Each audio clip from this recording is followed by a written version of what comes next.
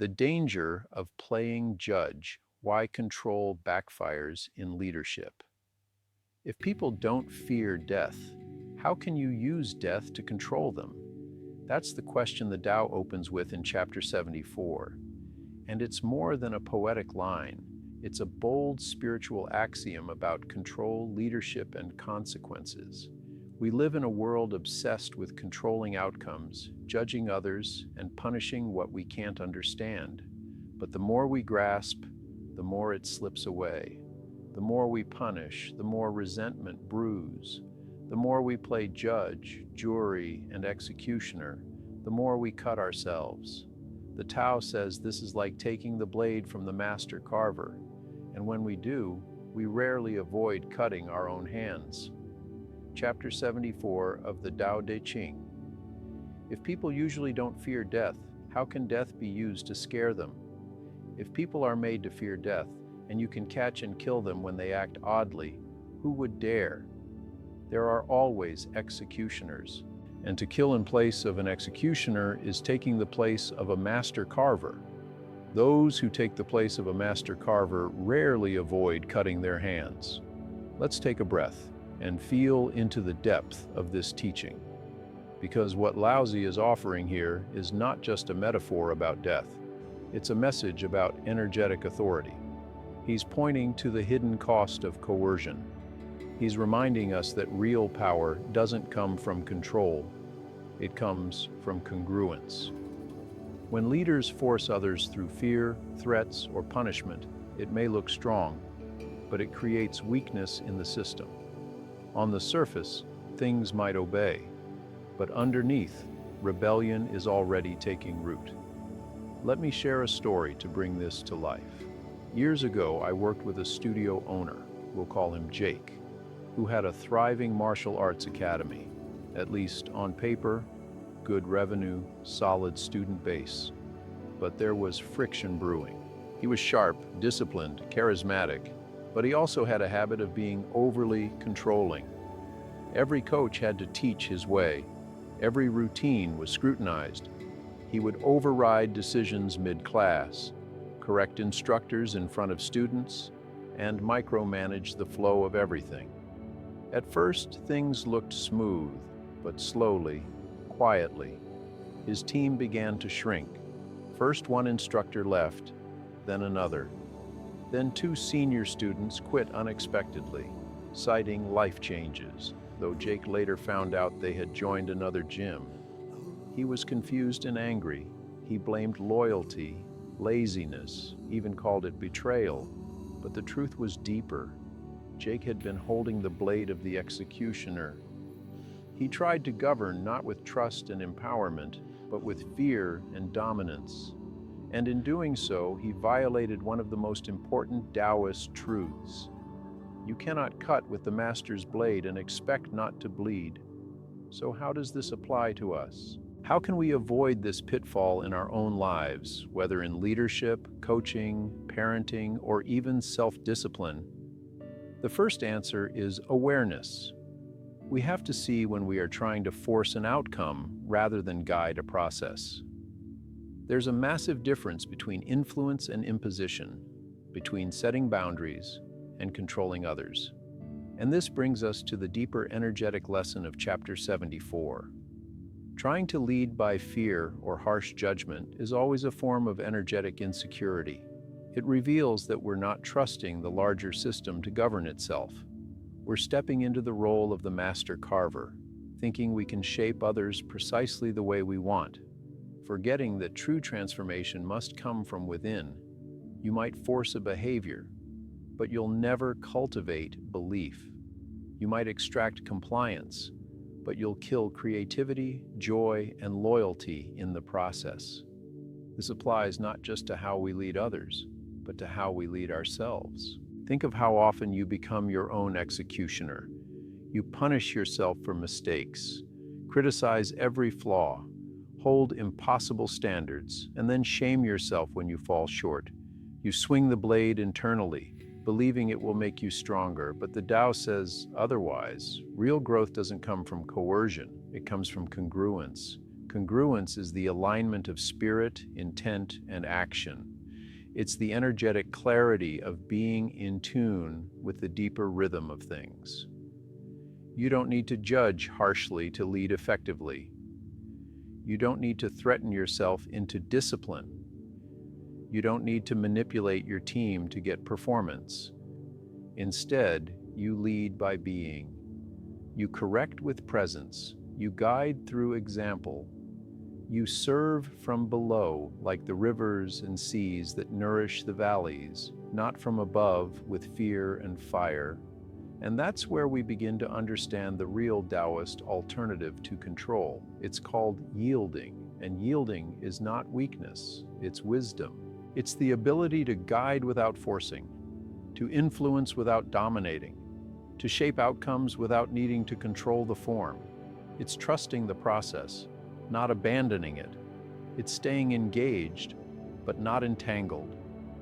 This is why in the Yielding Warrior method, we train not just the body, but the breath, the mind, the energy, and the spirit.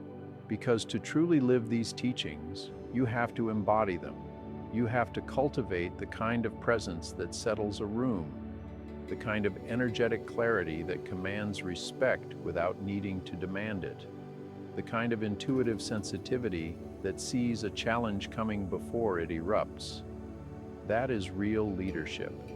That is how you hold the blade without cutting anyone, because you're not swinging it at all. You're guiding from the center. Let's go deeper into this idea. The Tao says that to punish in place of the executioner is like trying to carve wood without the skill of the master.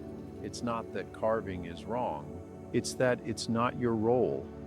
And when you take on a role you haven't earned, energetically, spiritually, or even practically, things break, systems collapse, trust dissolves, and the very people you were trying to lead scatter.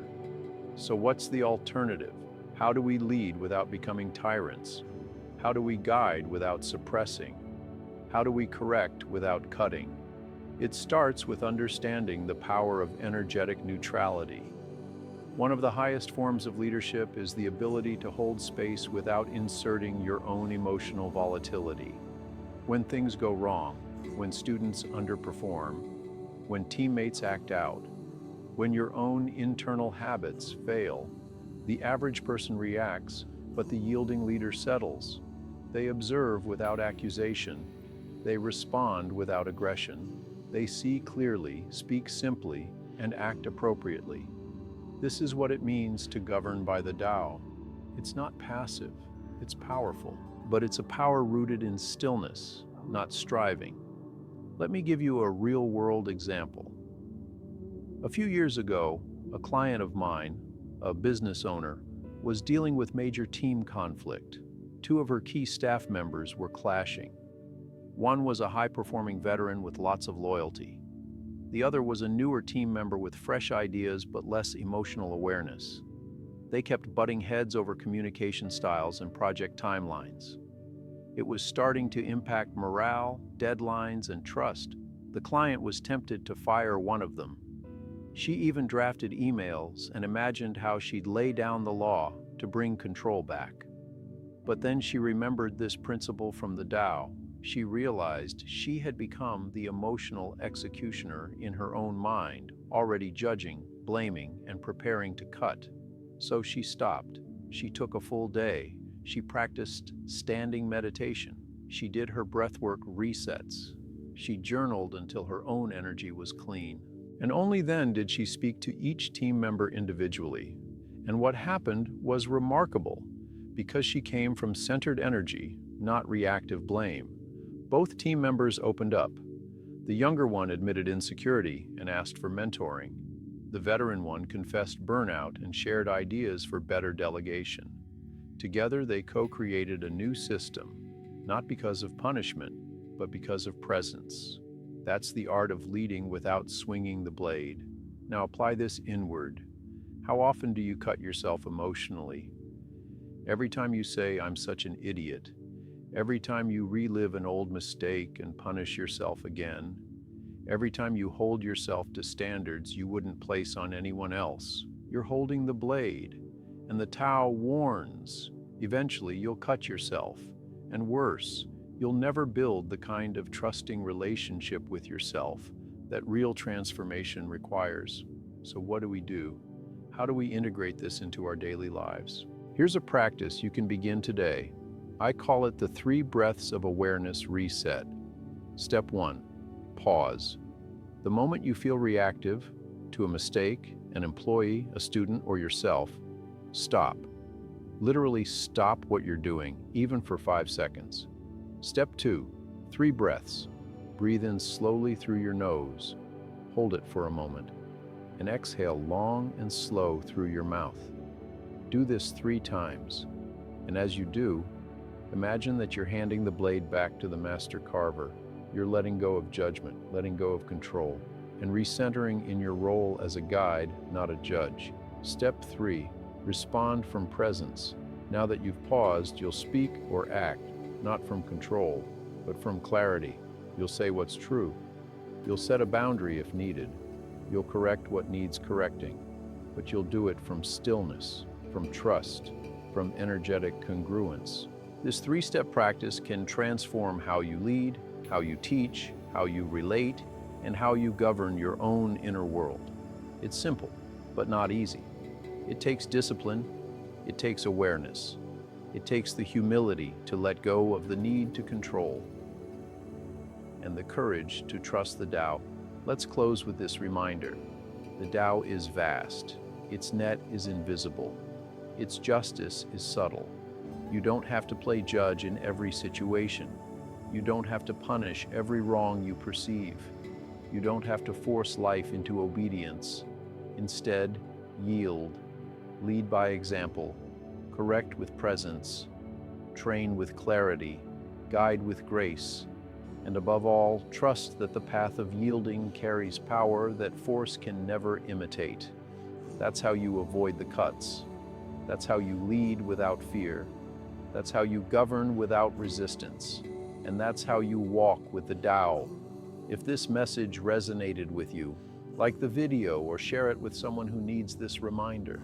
Until next time, stay centered, stay soft, stay strong, and keep yielding.